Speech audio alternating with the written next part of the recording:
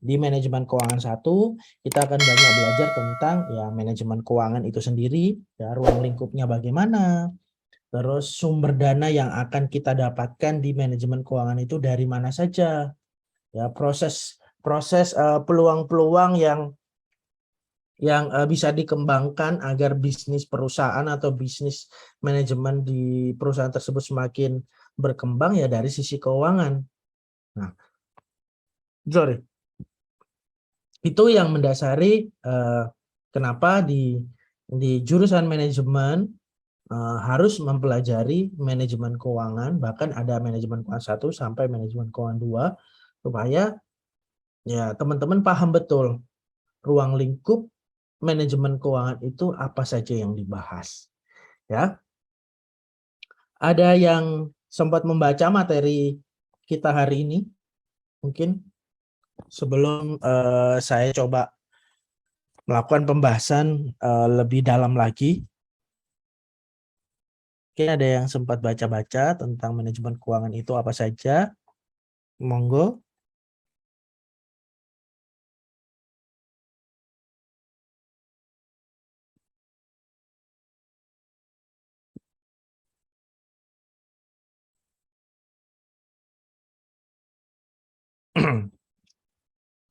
Oke, saya coba masuk ke pembahasan materi di manajemen keuangan 1 ini ya. Jadi nanti teman-teman mungkin ada yang sudah bikin rangkumannya, boleh di-upload ya sebagai tugas individu 1. Tugas individu 1 kita kan sempat bikin kesepakatan bersama ya. Setiap pertemuan kita ada rangkuman, dan rangkumannya itu bisa berbentuk Word atau berbentuk tulisan tangan ya, yang nanti di-upload di Google Classroom setiap minggunya, karena setiap minggu ada materi berbeda ya akan di-upload berbeda. Jadi tugas hari ini kita lebih banyak membahas tentang ruang lingkup dulu. Ruang lingkup manajemen keuangan 1. Oke, manajemen keuangan 1 sebagai suatu pengantar ini tidak jauh-jauh dari definisi ya. Definisi dari suatu keuangan itu sendiri ya. Dari berbagai sumber banyak menjelaskan tentang keuangan itu apa saja ya, mulai dari seni, mulai dari ilmu yang membahas tentang keuangan, atau mungkin berhubungan dengan aktivitas keuangan yang memunculkan nilai-nilai dari keuangan tersebut, atau bahkan sampai berhubungan dengan keputusan-keputusan yang mendasari dari aktivitas keuangan tersebut. Ya, dari informasi-informasi, definisi dari penemu-penemu, saya bisa simpulkan teman-teman bahwa keuangan ini merupakan suatu seni, dan ilmu mengelola keuangan ini itu dipelajari oleh siapa saja dan dimiliki oleh siapa saja, baik itu perorangan, badan usaha, pemerintah, atau mungkin persekutuan ya. Jadi kenapa kita penting mempelajari ilmu manajemen keuangan, karena ini bagian dari pengelolaan uang yang dimiliki oleh setiap aspek badan usaha, pemerintah maupun perorangan. Nah, setelah definisi sebelumnya itu saya kumpulkan ya, saya bisa mengambil intisari dari definisi tersebut, bahwasanya dari semua itu tidak jauh-jauh dari ini ya. Pertama adalah fungsi dari manajemen keuangan tersebut ya. Jadi kalau misal di suatu perusahaan memiliki departemen-departemen, khususnya departemen keuangan, mereka ingin menjalankan fungsinya sebagai manajemen keuangan itu sendiri. Nah, kegiatannya bisa berupa apa aja? Bisa berbentuk perencanaan, analisis, pengendalian kegiatan keuangan. Jadi kalau misal kita membangun suatu usaha dan kita hanya fokus pada produknya saja, tapi tidak fokus terhadap perencanaan dan analisis serta pengendalian kegiatan keuangan, kita taunya hanya produk. Ya, kita mengeluarkan uang saja terus. Tapi kita nggak tahu perencanaan-perencanaan itu. Ya, jadi sehingga bisnis ke depannya kita nggak tahu mau dibawa kemana. Nah, itu kenapa fungsi keuangan itu sangat erat kaitannya dengan perencanaan ke depan suatu bisnis. Ya, contoh seperti kita tahu bisnis-bisnis perusahaan yang tadinya seperti Trans Group ya, Trans Group, mereka tadinya hanya membeli franchise Carrefour. Mereka punya tempat, mereka tidak memproduksi barangnya, tapi mereka hanya menyediakan tempat dan jasanya atau tenaga kerjanya untuk proses aktivitas jual beli di toko tersebut. Seiring berkembangnya waktu, pemodalannya mereka semakin kuat, mereka semakin berkembang untuk menyiapkan lini bisnis yang semakin luas. Contoh yang tadinya hanya di bisnis retail, mereka mengembangkan perusahaannya ke bisnis properti, transportasi, bahkan entertain. Ya, mereka punya perencanaan didasari dari kegiatan keuangan itu, keluar masuknya uang. Ada orang beli barang di Carrefour, mereka kumpulkan nih pemodalannya dan segala macam.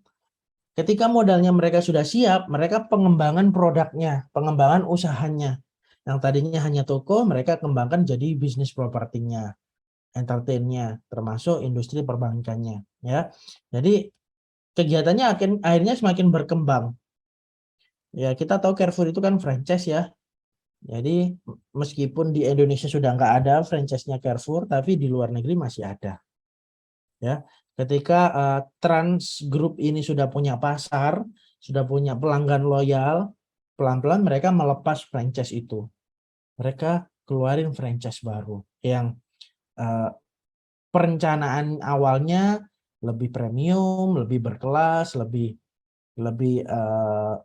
baik lah daripada Carrefour itu sendiri. Nah, tempatnya sudah ada, terus manajemen bisnisnya juga ada. Nah, prospek ke depannya bagaimana? Apakah tetap jadi tujuan masyarakat untuk melakukan transaksi kebutuhan sehari-hari di sana? Ya, kita bisa amati saat ini, Carrefour sama Trans itu memiliki perbedaan yang sangat mencolok sekali. Ya, karena image yang mereka bangun adalah premium. Nah, bagaimana dengan harga? Ternyata harganya juga sama, premium juga. Ini ngaruh terhadap loyalitas pelanggan. Kalau dirasa pelanggan itu ngejarnya harga, ya mereka nggak akan kembali ke Trans. Yang tadi dulunya Carrefour. Tapi mereka akan cari toko-toko retail lainnya yang memang secara pricing sangat dibutuhkan oleh masyarakat atau pelanggan. Nah, ini kita bisa amati itu, apakah perusahaan tempat kita bekerja atau mungkin pekerjaan kita saat ini memiliki value yang kurang lebih sama seperti Carrefour atau Trans. Ya, mungkin kita bisa analisis di sana. Lalu bagaimana kalau misal kita memiliki pekerjaan yang mirip, Pak? Hanya saja kita nggak bisa ngapa-ngapain, kan kita hanya staff. Nah, justru ketika kita jadi staff, kita itu bisa memberikan inputan. Karena kita juga bagian dari masyarakat yang bisa melihat keadaan di luar.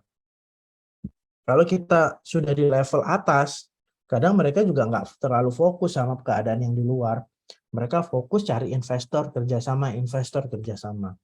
Padahal ketika investor kerjasama, ada dananya penuh, tapi tidak terdistribusi ke layer paling bawah, ya percuma juga. Akhirnya buang-buang uang. Ya, ini manajemen keuangan mencakup itu terkait kegiatan analisis pengendalian kegiatan perusahaan. Tak lepas juga kegiatan staffing. Siapa yang menjalankan semuanya itu? Pelaksanaan pengendalian fungsi-fungsi keuangan itu siapa yang menjalankan? Kalau ini kan secara teori, secara perencanaan-perencanaan. Semua itu pasti ada yang menjalankan.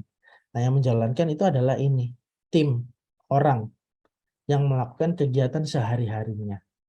Ya, itu terkait definisi manajemen keuangan berhubungan dengan fungsi-fungsi keuangan mulai dari perencanaan, pengendalian, termasuk siapa saja tim yang terjun di dalamnya.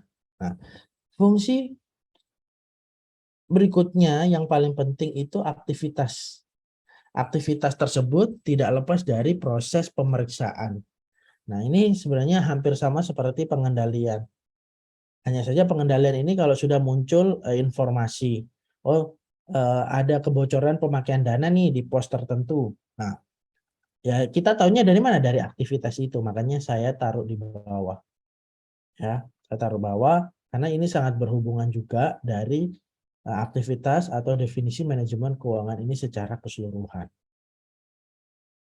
Oke, teman-teman kalau mau nanggepi boleh ya, langsung aja nggak apa-apa. Karena di definisi manajemen keuangan di awal-awal ini lebih banyak informasi secara narasi, kasus-kasusnya itu tidak terlalu banyak. Nah, kalau kasus-kasus itu terlalu banyak itu biasanya di manajemen keuangan 2 ya. Tapi nanti teman-teman juga sambil baca-baca juga fungsi dari manajemen keuangan itu apa saja, terus ujung-ujungnya itu terkait apa saja. Nah, kalau manajemen keuangan 1 ini lebih banyak membahas tentang aktivitas pencarian dana atau aktivitas pengumpulan dana. Pengumpulan dana itu dari sumbernya dari mana saja ya.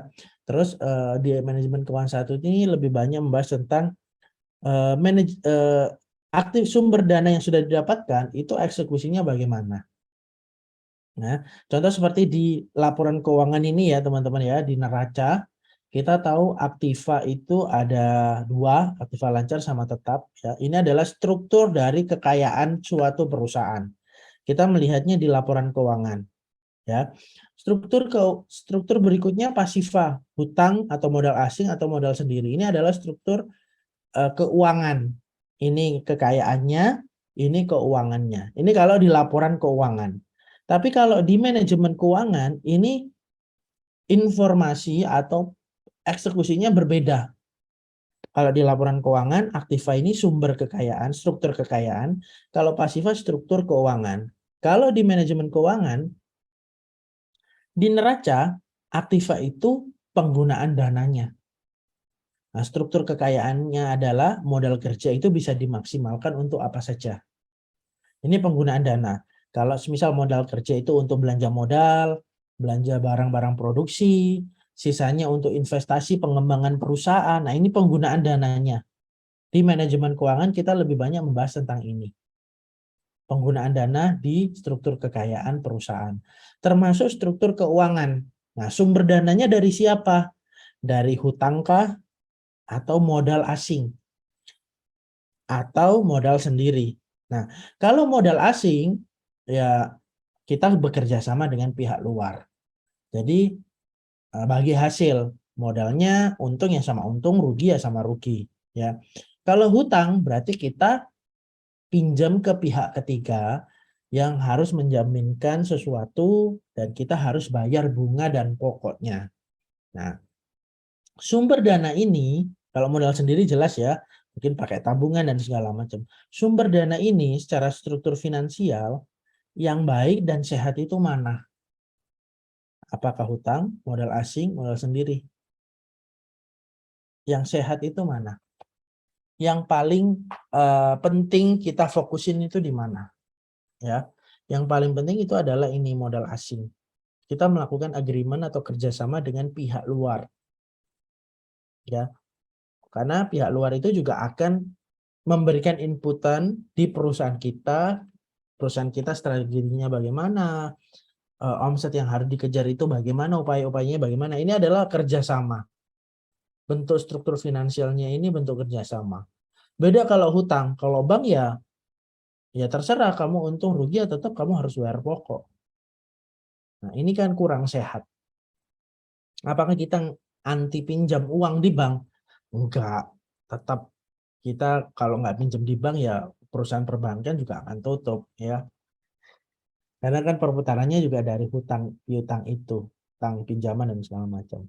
Tapi kalau semisal kita punya usaha atau mungkin bekerja di suatu perusahaan, modal asing itu jadikan prioritas pertama. Baru kalau prioritas pertama ini sudah selesai dan nggak ada ujungnya, ya kita pakai modal sendiri aja. Ya mungkin kita pakai tabungan dan segala macam. Toh itu perusahaan kita sendiri. Beda kalau semisal kita berpartner dengan orang lain. Nah, hutang ini taruhlah sumber dana yang paling bawah. Kalau kita butuh banget untuk pengembangan perusahaan, ya barulah berhutang. Tapi opsi modal usaha asing dengan konsep kerjasama, mungkin kita bisa maksimalkan untuk mengejar itu.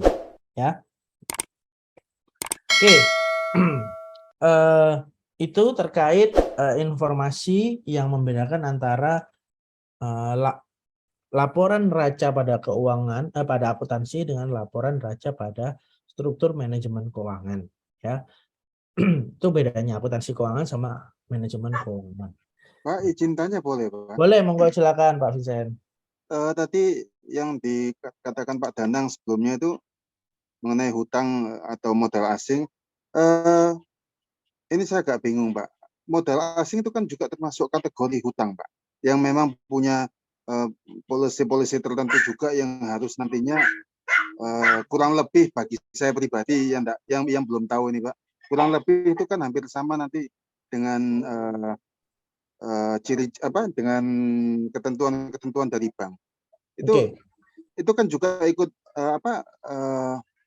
sangat-sangat mengikat juga, Pak, dalam artian tertentu gitu, Pak.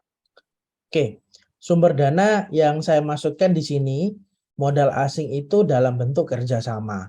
Contoh semisal kita itu berpartner dengan si B. Kita kenal dengan teman yang mungkin mereka punya modal yang sangat kuat. Kita berpartner untuk mengembangkan usaha tersebut. Bukan mengikat serta-merta dia punya uang sebagai sumber dana pasif. Nah, bukan. Tapi dia juga bentuk kerjasamanya, dia juga sebagai pemilih aktif juga, bukan pemilih pasif. Itu yang membuat beda. Jadi struktur keuangannya kita pelajari bersama, bukan hanya kita sebagai pemilik perusahaan utama, tapi mereka sebagai pemilik perusahaan juga, sebagai pemodal. Nah, struktur keuangannya kita bikin kesepakatan bersama. Kalau laporan keuangannya ada omsetnya, ada labanya, ya kita bagi langsung. Termasuk struktur keuangan dari modal tersebut, kesepakatannya bagaimana? Ada pengembalian kah? Atau modal ini memang langsung diterjunin di sini. Kalau ada struktur pengembaliannya, berarti kan sisa hasil usaha, laba persentasenya kan berbeda dengan persentase hutang. Kalau hutang berarti kan kembali pokok sama bunga banknya. Kalau modal asing, kita kan nggak mengembalikan bunga bank, tapi kita mengembalikan pokok saja. Kalau kesepakatan itu dibangun sebagai dasar pengembalian pokok. Kalau pas untung, ya untungnya dibagi dong. Mau berapa persen? 50-50 atau 60-40. Nah, di sini kan ada kriteria yang berbeda antara pinjaman di bank dengan modal usaha yang dibangun bersama. Bedanya ada di situ. Kalau saya cenderung di modal asing ini, modal yang kita create bersama. Kalau dirasa perusahaannya sama-sama bangkrut nih, sama-sama tutup, kita nggak bisa mengembalikan modal, gimana ceritanya? Nah, itu kan muncul di opsi kerjasama dengan partner bisnis tersebut. Contoh ada klausul yang menjelaskan ketika perusahaan ini tidak bisa mengembalikan modal dari setoran modal dari pihak sumber dana tersebut, itu kan ada opsi aset semuanya dijual, dikembalikan untuk menutup hutang di bank, itu utama, baru dikembalikan ke modal kerjasama. Itu selalu muncul opsi seperti itu di kontrak-kontrak kerjasama dengan partner kita. Tapi kalau di bank ya menyita, udah itu aja. Kalau misal hutangnya nggak bisa dibayar, ya kita akan melakukan sitaan. Sitaan mungkin aset atau mungkin ya properti yang bisa disita. Nah, tapi kalau di sini kita jual dulu, ya. Ini prioritas saya selalu di sana, karena bentuknya kan kerjasama. Klausul-klausul itu bisa disepakati antara dua pihak. Saya sebagai pemilik perusahaan, pihak kedua sebagai pemodal yang ikut juga dalam aktivitas perusahaannya. Kalau di bank kan nggak ikut aktivitas perusahaannya, dia juga nggak mikirin tentang strategi perusahaan, bagaimana ngejar omset kan nggak mikirin itu kalau di bank. Bank taunya ya sumber dananya harus dikembalikan, termasuk pokok, termasuk bunga. Kalau modal asing yang berbentuk kerjasama kan tidak. Nah ini yang sering saya beberapa kali saya lakukan seperti itu. Makanya memang tidak semuanya itu mau mengambil kesepakatan untuk pemodal di suatu bisnis tersebut. Ya, yang paling gampang adalah ya saya kasih peluang. Ya kamu juga ikut aja masuk. Bentuk kerjasamanya kan kita sama-sama membangun perusahaan ini. Kita tahu untungnya di mana, kita tahu ruginya di mana. Ya, saya juga butuh pemikiran-pemikiran agar perusahaan ini juga jalan. Kira-kira seperti itu. Thank you, Pak. Yang lain mungkin teman-teman yang saat ini sedang memulai suatu usaha atau mungkin ada usaha tapi baru sendirian, Pak. Karena kalau modal cuma satu itu pasti berat. Modal itu harus dua, yaitu dengan partner. Kapan kita ketemu partner? Ya kita nggak akan pernah tahu. Saya pernah punya partner yang ternyata partner saya itu ya teman dulu saya waktu SMA. Ya jadi berpartner. Ya, ini di bidang jasa konsultan. Ya menurut saya itu juga penting ada partner. Karena bagaimanapun juga kalau kita lagi males-malesan untuk ngejar perencanaan-perencanaan tersebut, ada partner kita yang memotivasi kita. Yuk, kan ada perencanaan yang belum selesai nih. Nah, itu fungsinya modal asing tersebut. Bukan hanya berbentuk uang atau cash keras, enggak. Tapi juga ada value-value yang kita bisa create bersama, kembangkan bersama, dan bangun bersama. Oke. Ada tambahan? Silakan teman-teman.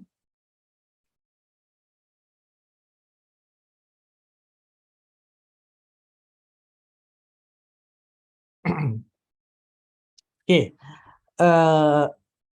Berikutnya tentang aksioma manajemen keuangan. Penjelasannya terlalu banyak teman-teman. Saya mungkin lebih ke poin-poin penting saja. Contoh seperti kayak keseimbangan resiko dan pengembalian. Ya, ini keseimbangan resiko dan pengembalian ini juga ada sangkut pautnya dengan modal yang dikumpulkan tadi. Ya, jadi ketika kita terima pemodalan dari asing atau mungkin terima dari pemodalan bank, kita mungkin berpikiran, punya perencanaan, saya harus ngejar value atau volume penjualan sedemikian banyak. Agar saya juga mendapatkan keuntungan return untuk menekan resiko ketika saya tidak bisa membayar hutang tersebut. Ya, ini contoh aksioma manajemen keuangan yang paling banyak muncul ketika ada kesempatan-kesempatan yang dimana keuangan perusahaan itu harus di-manage dengan sedemikian rupa. Ya, ini keseimbangan resiko dan return. Ya, banyak contohnya biasanya seperti kalau misal kita sebagai investor, kalau tadi kan sudut pandang sebagai pemilik usaha atau kita bangun bisnis. Kalau keseimbangan resiko dan return dari sisi investor, kita yang punya modal. Nah, ada dua aspek. Aspek pertama, kita sebagai pemodal di bursa. Jelas ya kalau kita pemodal sebagai bursa ya kita harus baca laporan keuangannya, lihat pasarnya, ada berita-berita apa saja ketika kita memiliki saham di perusahaan terdaftar. Ya, resikonya bagaimana, tingkat pengembaliannya bagaimana. Nah, ini umum sekali untuk perusahaan yang publik ya. Lalu bagaimana kalau itu perusahaannya yang private? Keseimbangan resiko dan return-nya kan kita nggak tahu kalau hanya kita naruh uang saja di perusahaan tersebut. Kita harus tahu ada resiko-resiko apa saja ketika kita menaruh uang tersebut di perusahaan. Nah, ini dari sisi investor ya, kita sebagai pemodal. Ya, kita yang jadi partnernya orang yang tadi saya ceritakan tersebut. Ya, kita harus ikut terjun di dalamnya untuk mengetahui resiko apa saja yang bisa saja muncul. Ternyata di dalam perusahaan tersebut staf karyawannya internalnya itu nggak stabil, ya, pekerjaannya juga nggak beres semuanya, nggak sesuai dengan target yang harus dikejar. Nah, ini kan bagian resiko. Resiko ini kita harus manage, ya. Kita harus kelola agar orang-orang yang di dalam tersebut juga mampu melakukan tugas dan tanggung jawabnya sesuai dengan target. Nah, kembali lagi ke sini tadi. Kembali lagi ke sini.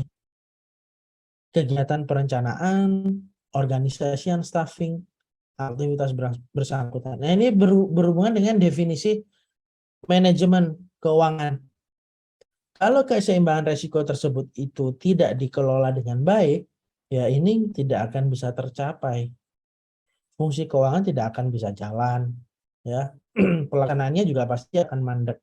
Nah, ini penting teman-teman, ya, keseimbangan risiko, karena ujung-ujungnya kita tahu, kita sebagai investor, return kita itu pasti akan kembali pada tanggal, bulan, atau target tahun tertentu.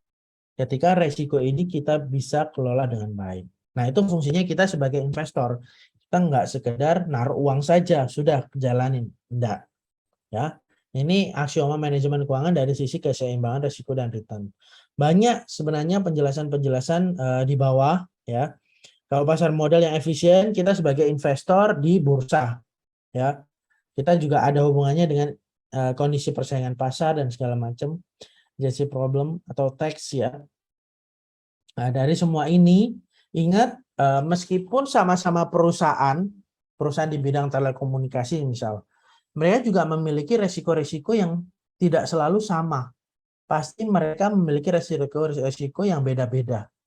Ya, karena tingkat pengembaliannya pun atau return-nya pun juga akan berbeda yang akan kita terima. Ini kalau kita sebagai investor, ya. Banyak penjelasannya teman-teman. Nanti saya nggak bisa jelasin satu-satu. Waktunya nggak keburu. Waktunya nanti kurang karena di kelas 3C ya kalau nggak salah. 3C itu nggak kerasa tiba-tiba udah habis aja waktunya. Ya. Nanti ini teman-teman coba cari aksioma manajemen keuangan, penjelasannya secara narasi, deskripsinya itu bagaimana, keseimbangan return itu apa, value, cash on hand. Ini teman-teman nanti bikin rangkumannya tentang ini ya. Rangkuman ini nanti upload aja di Google Classroom, ya, di tugas 1, dan pastikan teman-teman juga baca tentang kondisi persaingan pasar itu apa saja. Tidak perlu semuanya, tapi poin-poin pentingnya, ya, karena saya belum bisa menjelaskan satu persatu karena terlalu banyak. Oke. Oke. Tadi itu aksioma manajemen keuangan lebih banyak membahas tentang kita sebagai investor. Nah, kalau kita sebagai bagian dari suatu perusahaan yang membutuhkan sumber dana dari pihak luar, entah itu pihak bank, entah itu pihak apa, investor. Nah, kita sebagai pihak perusahaan, apa yang jadi tugas dan tanggung jawab kita sebagai bentuk bagian dari perusahaan, ya. Yang pasti ya pengambilan keputusan itu penting, ya. Pengambilan keputusan pada saat kita berinvestasi, pencarian dana, proses likuiditasnya bagaimana, karena ujung-ujungnya adalah untuk kemakmuran perusahaan itu sendiri, ya. Pemegang saham itu bukan hanya sekedar masyarakat, tapi perusahaan juga komisaris, ya. Jadi makanya gajinya manajer keuangan itu kan nggak kecil ya, karena fungsinya, tugasnya itu juga bukan hanya sekedar melakukan pencatatan saja, tapi juga dia mengambil keputusan investasi, pendanaan, likuiditas, ya. Jadi untuk mengatur arus kas perusahaan dari sisi ini, ya, investasi, pendanaan, likuiditas, nah, untuk memaksimumkan itu. Nah, penting kenapa manajer keuangan itu tidak harus selalu ada di belakang meja atau di kantor terus, itu enggak. Mereka juga harus terjun ke lapangan, ketemu si A, si B, si C. Karena peluang-peluang ini Itu mereka harus bikin. Jadi kalau nanti teman-teman ada undangan Capital Market Summit ya, Expo. Ini baru diadain di Jakarta. Capital Market Summit Expo itu baru diadain di Jakarta. Biasanya di Indonesia itu ada 2, Jakarta sama Surabaya. Nah, kalau Surabaya nanti pasti akan ada pertemuan-pertemuan manajer-manajer keuangan di perusahaan-perusahaan yang terdaftar di Bursa Efek. Ya, di dalamnya sana ada kelas-kelas kecil. Kita sebagai investor, kita masuk di kelas itu, terus manajer keuangan ini melakukan promo, ya bukan promo ya, penyampaian informasi terkait perusahaannya, bagaimana jangka panjang perusahaannya, terus investasi apa saja yang sudah dilakukan, terus pendanaan yang dibutuhkan saat ini itu apa saja untuk merealisasikan investasi tersebut, ya, proses pencairan, likuiditas, dan segala macam, itu fungsinya untuk apa aja. Nah, di tahun 2019 itu saya ada 2 kali event waktu itu, sama seperti yang sekarang dilakukan di Jakarta, yaitu Capital Market Summit Expo. Nah, itu waktu itu ada Indofood, terus AKR, ya perusahaan-perusahaan terdaftar di bursa, mereka memberikan informasi itu. Untuk apa fungsinya? Siapa yang datang saja di sana? Ya investor, termasuk saya sebagai akademisi, pengajar dan segala macam, ya memberikan inputan, ya bahwasanya apa saja yang sudah dilakukan di sana di masing-masing perusahaan itu yang bisa memaksimalkan value dari perusahaannya. Ya, ini manajer keuangan ya, tidak selalu ada di belakang meja, tapi dia terjun ke lapangan, yaitu ke Surabaya, atau mungkin bisa aja ke luar negeri untuk ketemu investor. Nah, ini karena manajer keuangan. Mereka menjelaskan, mempresentasikan tentang value dari perusahaan tersebut. Oke, kejarlah. Kalau teman-teman mungkin saat ini mau mengejar gaji 4 digit ya, jadilah manajer keuangan. 4 digit itu berarti berapa? 1 M. Kalau 3 digit berarti ratusan juta. 2 digit berarti puluhan juta. Ya. Kalau manajer keuangan ini 4 digit. Ya. 3 digit, sorry. Kalau 4 digit itu asuransi ya, asuransi. Nah, kebanyakan manajer keuangan ini sudah tahu celahnya, mereka juga bekerja sama dengan perusahaan-perusahaan asuransi, ya, karena asuransi juga bukan hanya mengcover orang sakit, tapi juga ada dana investasi di dalam polis asuransi tersebut, ya. Oke. Itu tadi tugas manajer keuangan. Fungsinya itu terkait ini. Keputusan investasi, keputusan pendanaan, kebijakan dividen. Ini adalah fungsi manajer keuangan utama. Ya. Jadi kalau semisal teman-teman punya rencana untuk ngejar jabatan ini, kejar aja. Ya, mumpung masih ada kesempatan, kejar.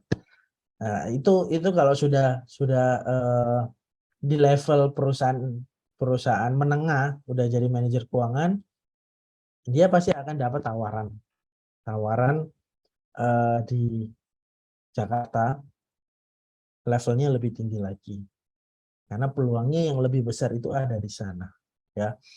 Oke, membahas tentang fungsi manajer keuangan, yang paling penting adalah tentang keputusan investasi, ya, baik itu investasi jangka pendek atau investasi jangka panjang, ya. Perusahaan itu pasti punya, ya, keputusan-keputusan yang akan diambil, ya, rencananya ngapain aja itu pasti punya. Contoh seperti ada target untuk penjualan baju, untuk produksi baju di tahun 2023, ya. Nah, target penjualan bajunya itu taruhlah 1 juta kaos. Nah, 1 juta kaos itu kan nanti di breakdown ya, sampai 1 hari itu berapa kali produksi, sehingga bisa ngejar 1 juta kaos tersebut. Nah, kalau mesinnya hanya 1, dia nggak bisa ngejar 1 juta kaos tersebut. Tapi harus ada penambahan mesin. Nah, ini keputusan investasi, berarti kan mesin investasi. Contoh paling sederhana seperti itu. Atau di daerah Kalimantan sebagai ibu kota negara baru. Tentunya di situ banyak prospek-prospek bisnis yang lebih luas lagi. Contoh, kebutuhan air mineral, kebutuhan produksi makanan yang selama ini mungkin datangin dari Jawa. Karena di situ adalah center point-nya ibu kota negara, banyak penduduk di sana nantinya, ya seperti Aqua Danone, mereka juga kepikiran untuk bikin investasi pabrik di sana. Ya, mereka melakukan riset, mereka melakukan perencanaan untuk bikin pabrik di kawasan mana, dataran-dataran tinggi yang paling utama sumber airnya yang bisa diolah itu daerah mana. Nah, itu semua aktivitas itu kan ada biayanya teman-teman ya. Mulai dari start awal, pencarian informasi, riset segala macam sampai menurunkan orang, tim datang ke sana, itu kan butuh pendanaan, butuh dana. Nah, sehingga muncullah informasi yang dijadikan acuan untuk pengambilan keputusan investasi. Oke, setelah rapat direksi dan segala macam, manajer keuangan menyampaikan informasi bahwasanya kita butuh modal sekian, kita layak untuk investasi di Kalimantan sebagai pabrik kedua Aqua Danone misalnya ya.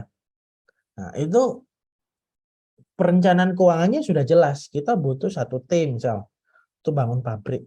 Nah, keputusan investasi itu bukan hanya sekedar 1T saja, tapi 1T itu ada return-nya berapa. Ketika invest 1 triliun, perusahaan itu menerimanya itu kapan? Balik modalnya, untungnya, dan kestabilan dari bisnis di pabrik tersebut. Nah, itu 3 poin itu kan yang menjadi acuan ketika investasi ini diketok. Yuk investasi. Nah, ini kalau untuk perusahaan-perusahaan besar. Nah, sama sih kalau perusahaan-perusahaan menengah atau perusahaan UMKM ya kurang lebih sama teman-teman ya. Kurang lebih sama. Akhirnya oke, kita punya perencanaan untuk bangun pabrik di sana tahun sekian. Pendanaan yang sudah disiapkan 1T. Nah, 1T itu dari mana? Apakah uang cash yang ada di rekening perusahaan ataukah masih kurang, kita perlu melibatkan pihak bank atau mungkin kita jual surat saham. Kalau Aqua Danone kan setahu saya go public ya. Jadi dia bisa menjual saham ke masyarakat. Kalau perusahaan private ya cari keputusan pendanaan. Kalau dirasa pihak bank itu terlalu besar bunga yang harus disiapkan setiap bulannya, nah pihak perusahaan, manajer keuangan, dia ngambil opsi lain terkait keputusan pendanaannya itu dari mana. 1T tersebut ya. Nah, ya cari capital ventura atau perusahaan-perusahaan pendana, baik itu di Indonesia maupun di luar negeri. Seperti Sandiaga Uno itu kan perusahaan pendana. Erick Thohir itu kan tadinya kan mereka perusahaan pendana.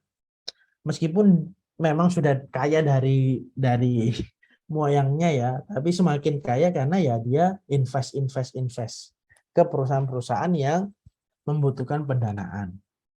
Ya. Ini banyak setahu saya sekarang itu perusahaan-perusahaan pendanaan. Ini bukan pinjol ya, bukan pinjaman online, beda cerita lagi. Tapi ini perusahaan pendanaan capital ventura yang kalau di Indonesia ya di bawah naungan yaitu Saratoga, Investama, pokoknya belakangnya Investama itu ya perusahaan investasi. Nah, itu ketika sudah bertemu dengan perusahaan-perusahaan investasi tersebut, kan mereka juga kita kan presentasi ya, manajer keuangan ini kan presentasi ke mereka. Ini loh, saya punya konsep perusahaan segala macam. Ini kita mau bikin pabrik di Kalimantan, karena kita tahu IKN itu ada di sana dan segala macam. Nah, kita butuh pendanaan nih untuk prospek kerjasama jangka panjang. Sama halnya Indonesia presentasi ke Cina untuk kereta api jarak jauh antara Surabaya, Bandung ya. Ya Surabaya, Jakarta, Bandung. Nah, Indonesia kan presentasi melalui di bawah naungan Menko Menko Menteri Koordinator Investasi ya Pak Ruhut Binsar itu presentasi ke Cina, dan Cina punya modal. Udah, mereka datang ke sini menyiapkan semuanya dan melakukan realisasi melalui keputusan pendanaan tersebut. Nah, ya, kalau berbicara dengan kebijakan dividen ini berbicara dengan perusahaan yang terbuka, ya, terbuka yang melalui berbentuk saham atau laba tersebut. Tapi kalau perusahaan private, ya bagi untung dari laba tersebut. Nah, ini kebijakannya ini dari mana? Dari ini sebenarnya. Dari pendahulunya BA ini sudah ngikutin investasi awal, mereka presentasi kalau join di bisnis ini kita siapin dana sekian, nanti pengembalian modalnya sekian, terus keuntungannya nanti setiap bulannya sekian. Nah, ini kan kerjasamanya kan nggak setahun 2 tahun, pastinya jangka panjang.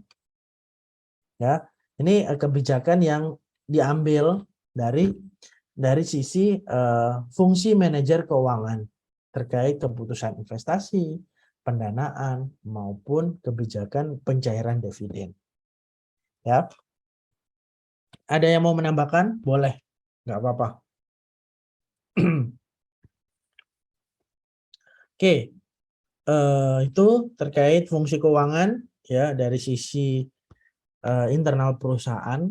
Nah, ini sama sebenarnya teman-teman seperti penjelasan saya sebelumnya terkait fungsi keuangan dari fungsi manajer keuangan tersebut ya. Nah, kalau dari perusahaan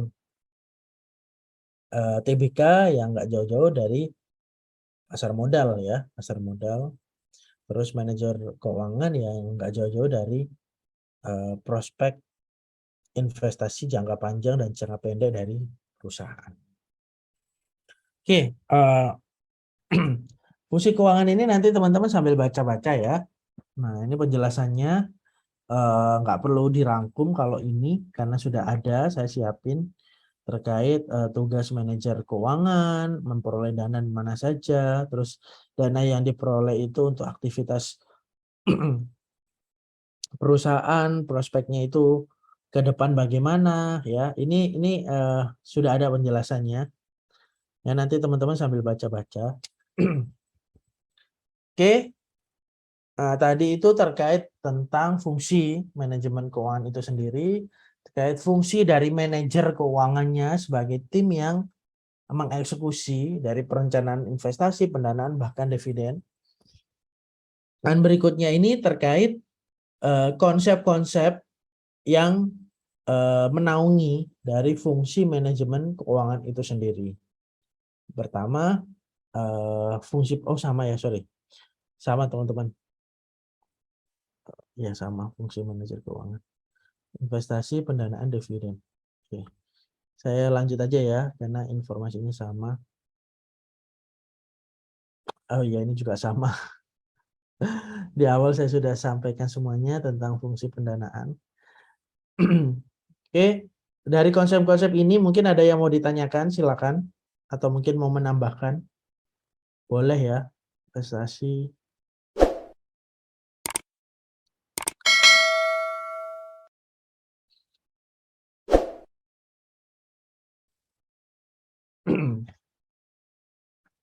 Silakan, mungkin ada yang mau ditanyakan. Saya tak permisi ke toilet sebentar.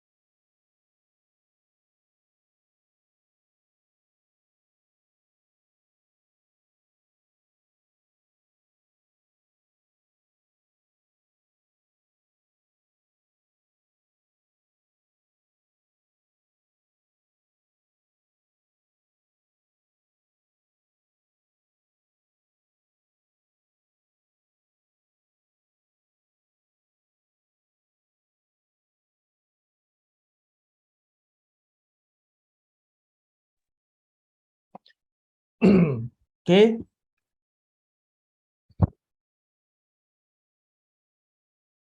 Silakan mungkin ada yang mau disampaikan teman-teman. Permisi Pak, izin Oke, tanya. monggo silakan.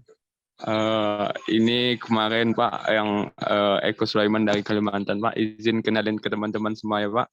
Oke. Kebetulan masuk kelas Bapak, udah baca jadwalnya. Oke. Oke.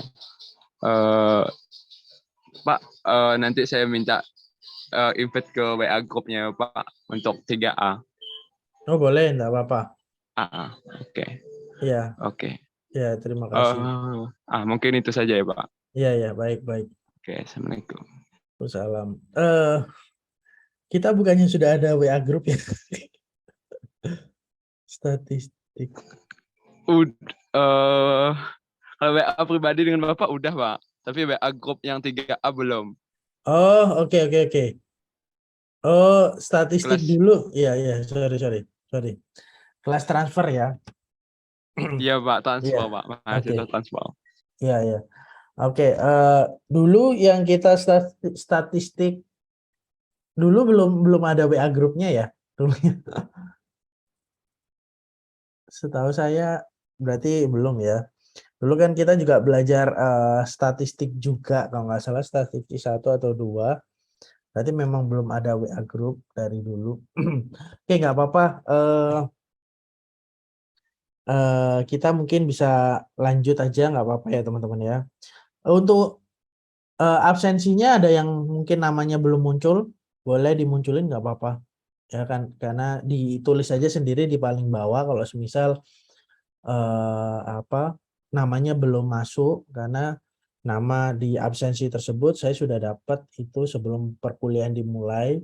Jadi mungkin ada yang sempat bingung harus pindah kelas atau segala macam. Nah, itu boleh ditambahkan di absensi paling bawah nggak apa-apa. Itu Oke. ada beberapa yang enggak termasuk di kelas 3A, Pak. Jadi sudah ada beberapa teman yang memang mengundurkan diri.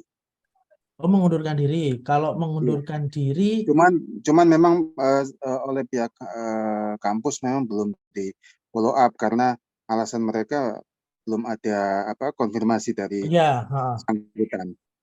ya, enggak apa-apa. Kalau misal yang namanya sudah ada, diisi aja absensinya. Ya. Mas Kusnadi ini ikut kelas ini atau kelas 3C ya? Saya lupa. Kelas ini, Pak, Oh, pengurus kelas kelas ini. dulu. Iya. Oh, oke. Kebetulan mungkin itu berhalangan kalian.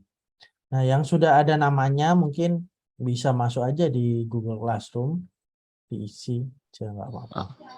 Kode Google Classroom-nya ada Pak, saya belum dapat. Oh, Sama WA sudah. grupnya. Bentar ya. Iya, Pak. Google Classroom itu kita pakai ini. Oke. Oke, Mas Kusnadi, enggak apa-apa sambil kerja aja enggak apa-apa. Nanti untuk grup WA-nya mungkin bisa kami undang, Pak, teman yang baru ini. Boleh, enggak apa-apa. Karena setahu saya itu Makasih, kayaknya Pak. sudah ada grup ya dulu. Karena juga ada kelas yang pernah ikut kelas pasar modal, namanya tinggal diganti aja manajemen keuangan internasional. Karena anggotanya sama. Mungkin kalau teman-teman yang ada yang transfer, yang mungkin belum pernah masuk di WA group, enggak apa-apa. Masuk aja. Nah, ini kan kalau namanya kan sudah muncul semua ya di kelas ini. Adakah yang belum muncul namanya? Kalau belum ada, ini saya kirim lagi di chat room. Ya, ini adalah kode classroom. Di dalamnya ada absensi, termasuk materi-materi yang mungkin teman-teman bisa rangkum. Nah, termasuk tugas kelas ya. Tugas kelas yang teman-teman nanti bikin rangkuman dari penjelasan sebelumnya. Kira-kira penjelasannya ini ya. Ini kan ya, coba.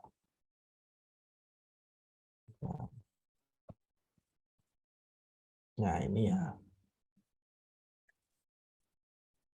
Ini juga nggak hilang. Terus sudah naik. Ya, screen.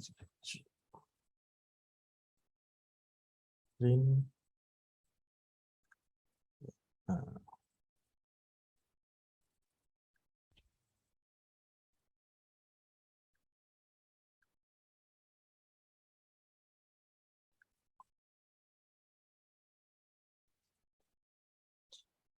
Oke, saya masukkan di sini.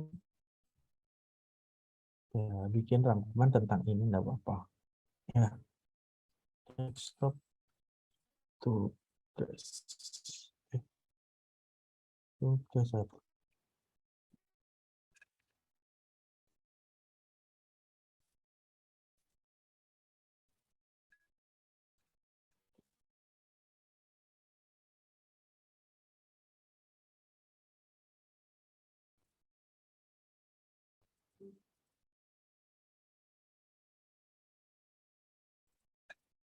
Oke, ya.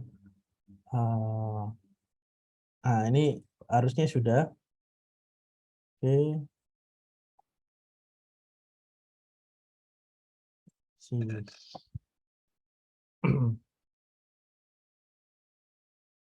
Nah, kalau tak lihat dari jumlah pesertanya, kalau tak lihat dari jumlah pesertanya kan ada 13 atau 14 tadi.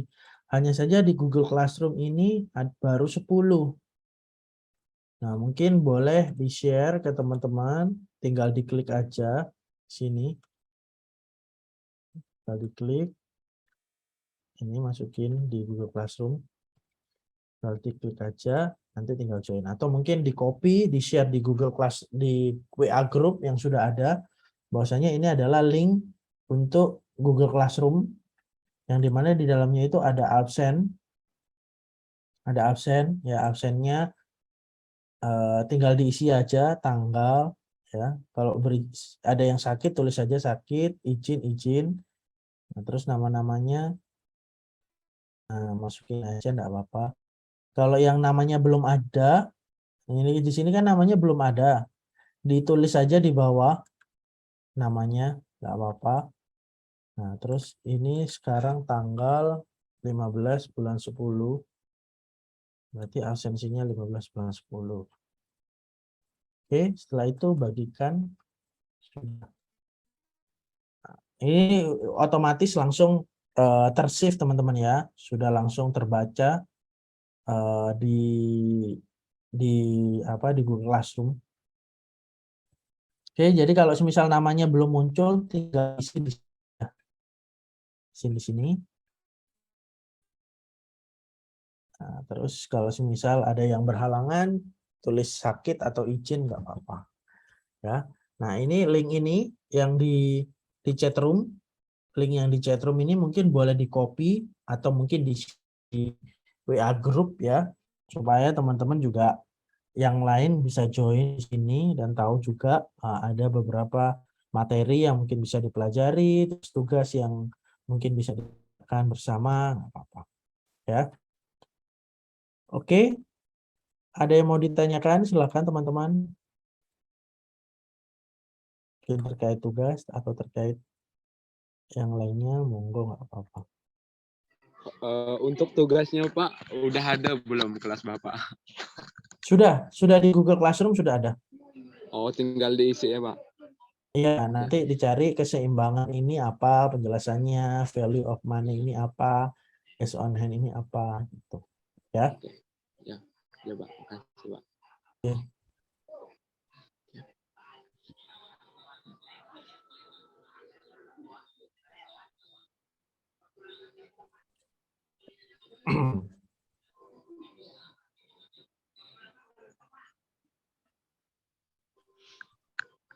Oke, mungkin ada tambahan teman-teman, silakan.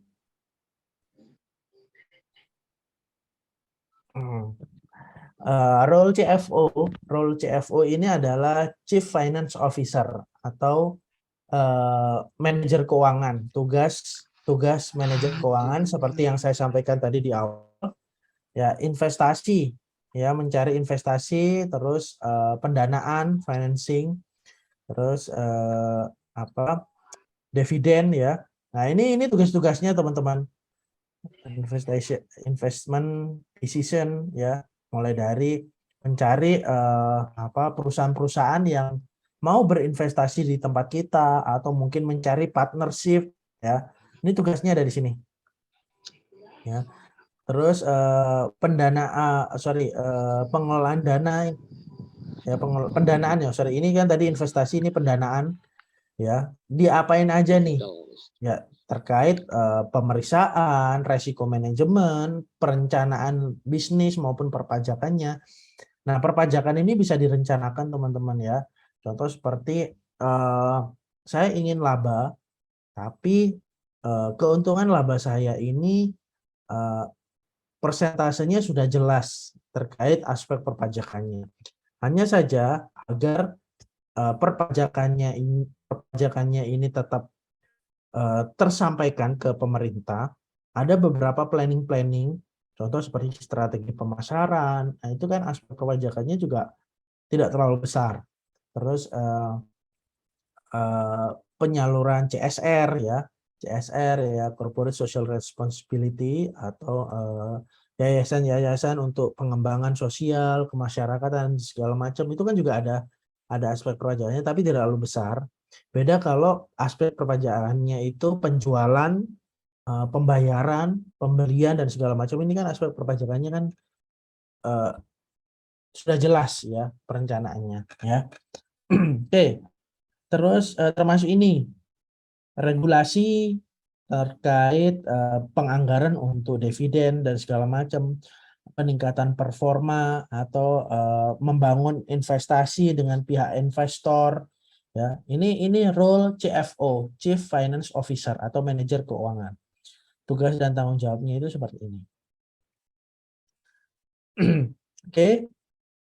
Silakan, mungkin ada yang mau ditanyakan teman-teman. Kita punya 5 menit ke depan sebelum saya pindah ke kelas yang lainnya. Silakan teman-teman. Tapi dari semua tugas-tugas dari CFO ini ya, mulai dari untuk merger atau mungkin cari pendanaan atau mungkin saham dan segala macam, yang pasti mereka punya satu tujuan adalah memaksimalkan nilai suatu perusahaan tersebut. Nah, ini tujuannya itu adalah ini. Satu tujuan di perusahaan manapun, mereka tujuannya ya memaksimalkan nilai perusahaan. Hanya saja memaksimalkan nilai perusahaan itu kan bermacam-macam. Mungkin lebih ke profitnya, keuntungannya, atau mungkin pengaruhnya di masyarakat, atau mungkin brandingnya, ya. Itu sama, semuanya itu nilai yang dimaksimalkan. Ya, kalau dulu sebelum tahun 2000-an, ya, tahun 2000-an sampai 90-an, abad 18-an, semua organisasi, semua perusahaan, mereka tujuannya lebih ke profit, mencari laba setinggi-tingginya. Tapi setelah tahun 2000, dari apa yang saya amati, saya perhatikan dari beberapa referensi-referensi yang saya baca, di era tahun 2000-an, perusahaan-perusahaan besar, perusahaan menengah, UMKM, apalagi generasi-generasi milenial, Z, X, ya semuanya ya, generasi sampai sekarang, mereka ketika memiliki suatu perusahaan, tujuannya itu bukan hanya profit oriented saja, atau orientasi kepada keuntungan saja, tapi mereka juga menyiapkan persentase dari laba tersebut untuk suatu kegiatan sosial, atau keselamatan lingkungan, atau mungkin pengembangan masyarakat. Nah, itu lebih banyak. Jadi kalau teman-teman sering menemukan informasi di TikTok ya, banyak perusahaan-perusahaan yang mendaur ulang sampah. Karena memang value-nya itu bukan hanya tentang profit saja. Kalau nggak profit ya nggak mungkin mereka rekrut karyawan, dibayar pakai apa kan gitu ya. Mereka value-nya atau nilainya yang mereka maksimalkan itu bukan hanya tentang laba saja, tapi juga pengaruh. Ya, contoh seperti perusahaan-perusahaan yang mendaur ulang sampah. Atau mungkin perusahaan-perusahaan yang di bidang kosmetik, ada salah satu mahasiswa saya, mereka perusahaan maklun, mereka branding parfum, 10% dari laba yang mereka dapatkan setiap bulannya itu mereka berikan ke yayasan sosial. Dan yayasan sosialnya itu bermacam-macam, mulai dari yayasan sosial berkebutuhan khusus ya, atau yayasan sosial yatim piatu, atau yayasan sosial itu disabilitas ya, bermacam-macam ya, karena mereka juga programin itu untuk memaksimalkan nilai perusahaan. ya bisa jadi branding juga, value perusahaan juga, dari pengaruh masyarakat juga diterima atau mungkin ditingkatkan juga malahan.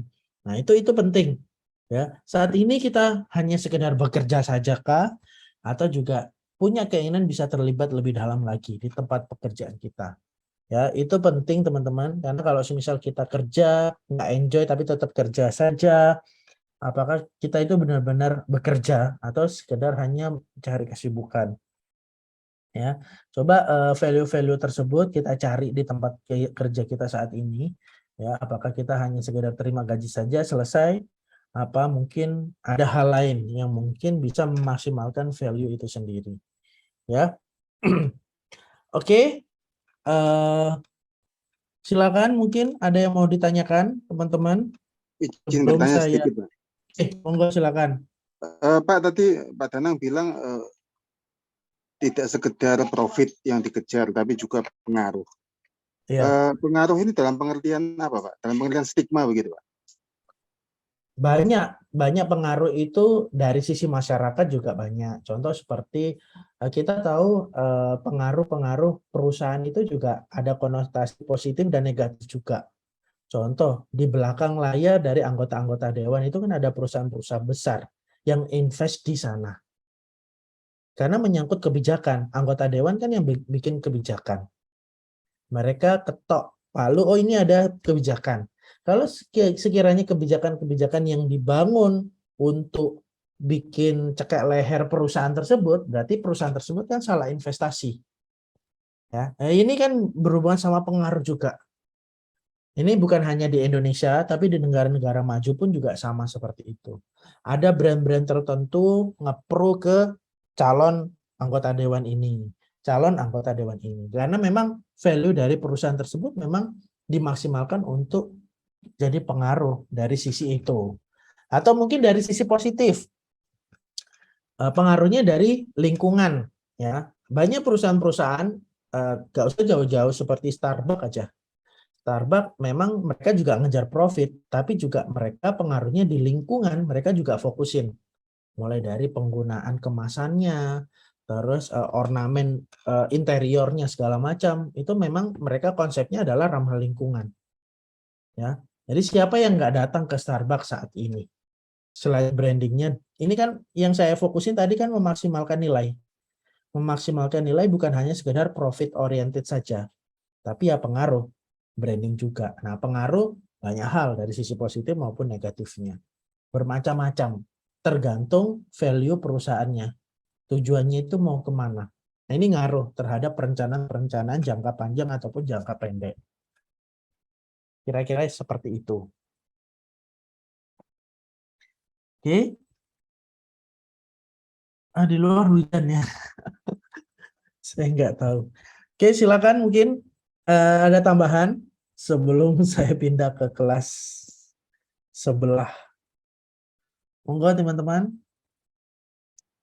Kalau tidak ada tambahan, saya akan lanjut ke kelas lainnya. Nggak ada kayaknya, Pak.